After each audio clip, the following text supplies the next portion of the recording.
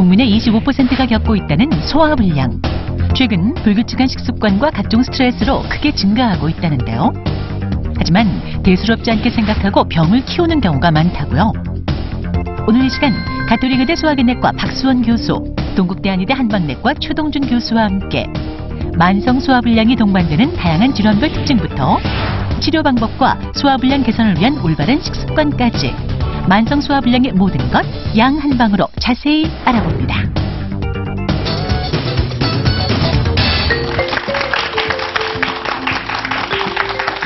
오늘의 주제는 만성 소화불량입니다. 사실 이 어떤 통계를 보니까 만성 소화불량 증세를 보이는 분들이 한 25% 정도, 그러니까 4명 중에 1명 정도는 살면서 이 소화불량 증상을 경험한다. 그만큼 흔하다는 얘기겠죠. 네, 특히 뭐 연세가 지긋하신 경우에는 소화불량을 더 자주 느끼시곤 하잖아요. 네. 참 표현도 다양한 게 뭐 속이 더부룩하다, 거북하다, 쓰리다, 네. 아프다, 불편하다, 뭐 난리도 아니에요. 네, 근데 이 모든 그런 표현들이 다 그 속이 안 좋은 그 소화불량 증상에 해당하는 거 맞나요? 네, 그렇습니다. 한국에는 참 그 증상 표현이 굉장히 다양한 그 표현으로 증상을 얘기를 하시는데요. 네. 그런 이제 여러 가지 증상들이 전부 다 소화불량에 대한 증상이 맞고요. 네. 최근 한국에서는 육류 섭취가 증가하는 식생활이 이제 서구화되는 패턴하고요.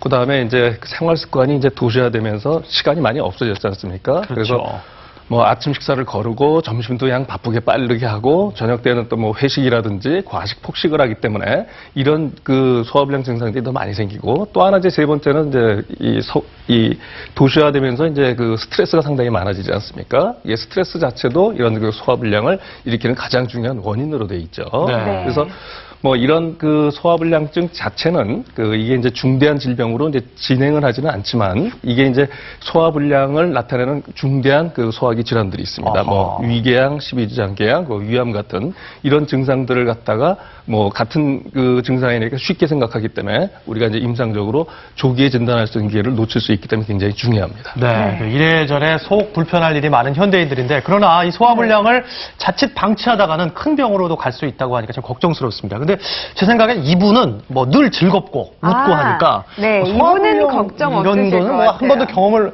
해보지 못하셨을 것 같아요, 변정 씨. 예, 예. 저요? 예. 아, 맨날 아유, 웃으시니까. 저도요. 예. 속 쓰리고 그럴 때 많죠. 아, 왜 그래요? 그러냐면 저도 스트레스 받지 제가 뭐. 어. 전 사람 아니겠습니까? 어. 근데 저는 선생님 겨울만 되면은요. 그 더부룩하면서 잘 체한다 그러죠. 왜? 겨울에. 예, 네. 명치 끝이 이렇게 달리고 답답하고 그러는데 저만 그런가요? 그 추워지면, 예. 혼자 그러신 건 아니고요. 네. 그런 분들이 사실은 많습니다. 아유 좋다.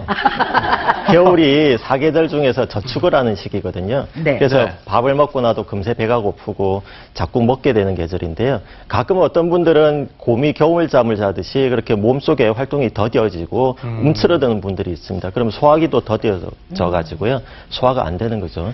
더구나 겨울이라고 밖이 추우니까 바깥 생활 잘 안 하게 되고 그러다 보면 안에만 있다 보니까 활동이 줄어들고요. 그리고 안팎의 온도 차이가 크다 보니까 아무래도 조절 능력이 떨어져가지고 점점 더 소화기가 약해지는 겁니다. 그렇군요. 네, 생각해보니까 저도 겨울에는 뭐 조금 찬 거 먹고 하면 금방 속이 체하는 것 같은데 몸이 찬 사람들이 더 그럴 수 있을 것 같아요. 그래서 오늘은 이 소화불량의 원인부터 대처법 또 치료법까지 특히 속 시원하게 한번 알려드리겠습니다. 방송 보시다가 궁금한 점은 전화와 인터넷을 통해서 문의해주세요. 자, 아까 말씀드린 것처럼 이 전체 인구의 한 25% 정도가 소화불량 증상을 겪는다. 그러니까 네. 뭐 4명 중에 1명인데 그런데 문제는 오늘의 주제는 이 소화불량 앞에 만성이 붙었단 말이에요. 그럼 과연 만성 소화불량이라고 하려면 어느 정도나 소화불량 증상이 심해야 하는지 이게 궁금하네요. 네. 만성 소화불량증이라고 얘기하면요. 우선 그 소화불량증 증상 중에 밥 먹고 난 다음에 이제 불편한 증상이 있지 않습니까? 네. 그런 증상이라든지 아니면 장복부 쪽에 통증이 있다든지 아니면 내가 평소에 밥을 한 그릇 먹는데 반 그릇만 먹어도 그 배가 부른 듯한 조기 포만감이라든지 그다음에 이 상복부 쪽에 대한 자결감, 뭐 타는 듯한 증상들이죠. 네. 이런 증상들이 그 최근 6개월 안에 3개월 동안 지속, 그러니까 6개월 안에